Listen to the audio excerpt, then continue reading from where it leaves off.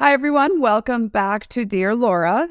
If you don't know, I am Laura, and I am the founder of Front Office Rocks. And we are doing these episodes specifically designed to answer questions for people, customers, or people following us on social media that you have in your dental office. So at Front Office Rocks, we help offices, we train your teams, but sometimes we just have a hot burning issue we want to talk about. And that's what we're going to do now. So let's jump into it.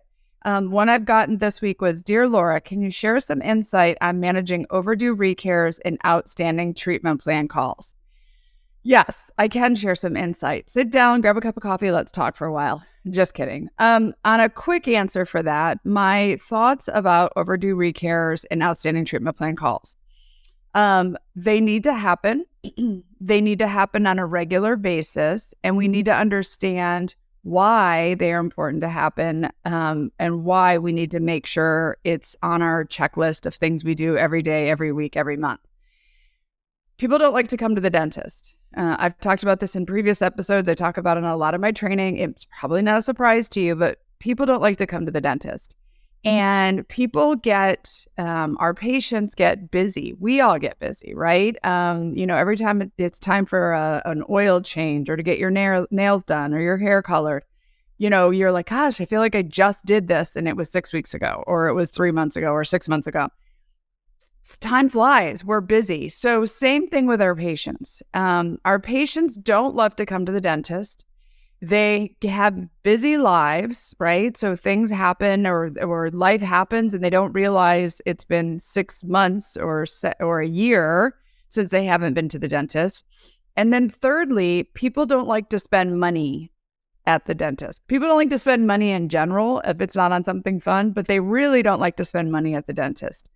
So typically, overdue recare calls and outstanding treatment plan calls happen or are necessary, or we need to prioritize them because our patients are not wanting to schedule with us. Our patients are not wanting to come get their cleanings or their treatment.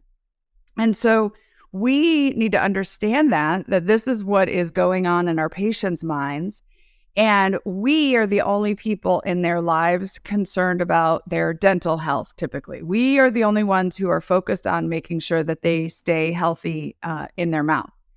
So if we don't make these calls, then we are not making it a priority for the patient. We are not reminding the patient that they need to get in for their appointments. We are not showing them a sense of urgency.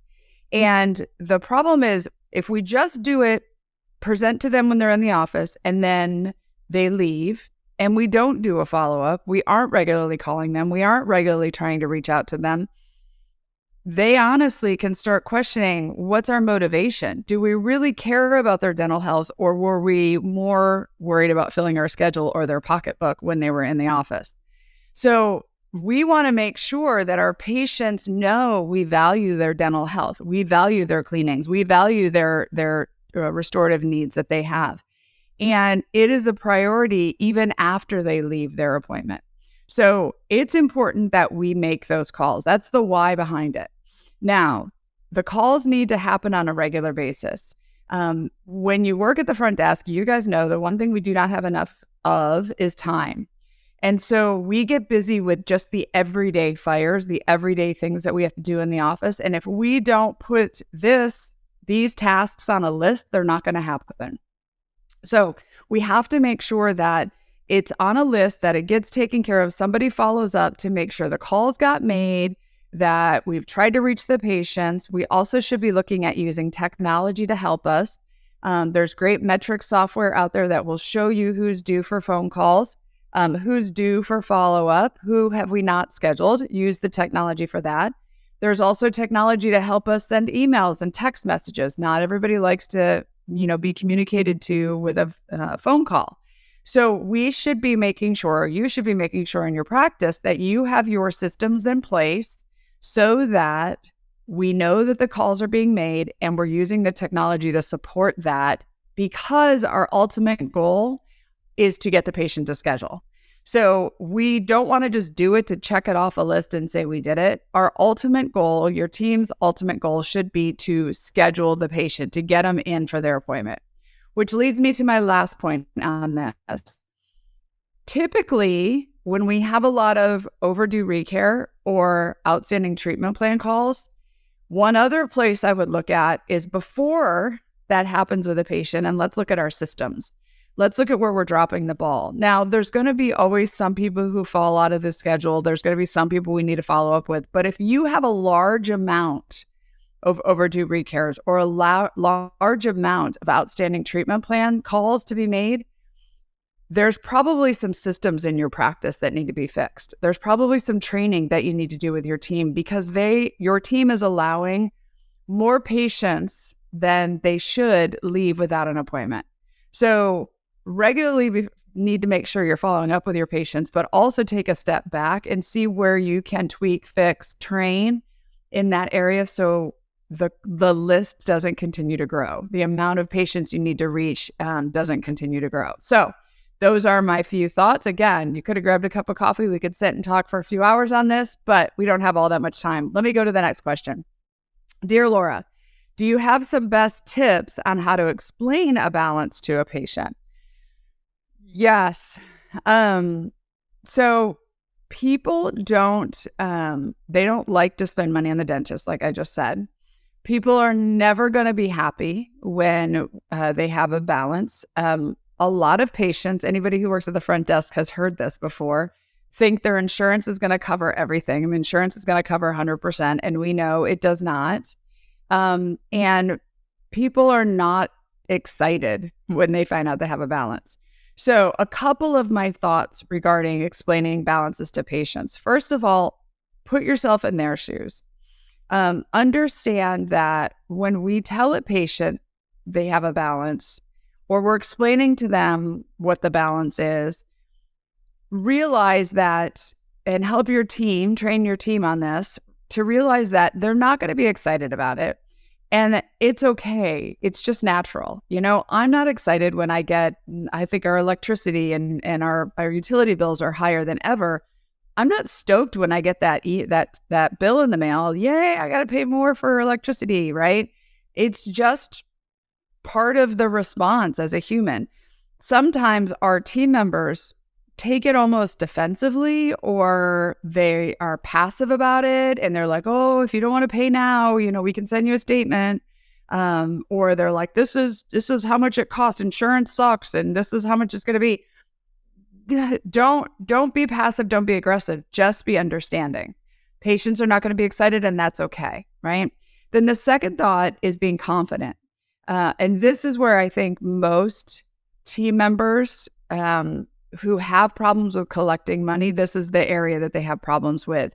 Being confident in, first of all, where is the balance really coming from, or why is there a balance?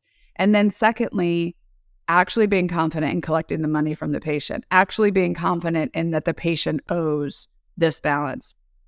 So many times we have team members who don't fully understand the ledger and insurance and where the balance is coming from. And so they guess, or they give the patient a reason, but it's not confident because they're not 100%. And they're using words like deductible and allowance, but the patient doesn't understand these words. In their heart, the team member doesn't really 100% know for sure why this is the balance. And amongst your team members, the message might be different. One team member might say it's a deductible. The other team member says it's the copay. The other team member says it's because they downgraded. And if the patient doesn't have a sense of confidence with your team, they're just going to push back and not want to pay the bill. They're going to say, send me a statement when you figure out what it is. So first is confidence there. Second is confidence in just collecting the money from the patient. Asking a patient to pay $5, $500, $5,000. Every person is different on your team of their comfort level with that. And so helping your team members and doctors, for that matter, because I know there's lots of doctors who would, run out of the room and have somebody else handle the financial aspect. You got to get confident with it. Things cost money. We don't do services for free. We spend lots of money on education and CE, and there's a value for that time. And having team members who are confident in where the balance is coming from, confident in asking for the patient to pay, and then understanding that the patient's never going to be excited is going to improve your ability to communicate with a patient about what their balance is. So again, if you haven't heard it through the theme of all of these answers, many times it just comes down to training. Many times it really just comes down to helping your team members learn the why behind why people are not excited and why there is a balance, and then to be confident in communicating that with the patient. And there's no scripts out there that are going to help with this. You really have to take the time, invest in your team, and train them. So I hope that helps explain, overdue recare, balances, those hard communication topics that we have with patients that patients are always going to push back on. That's never going to change. But the better your team can get at communicating and talking to patients about it, the better your practice can run. So if you have comments about this, questions, add them to, any places down below. Send us an email, reach out to us. I would love to answer questions that you have. And until next time, have an amazing day.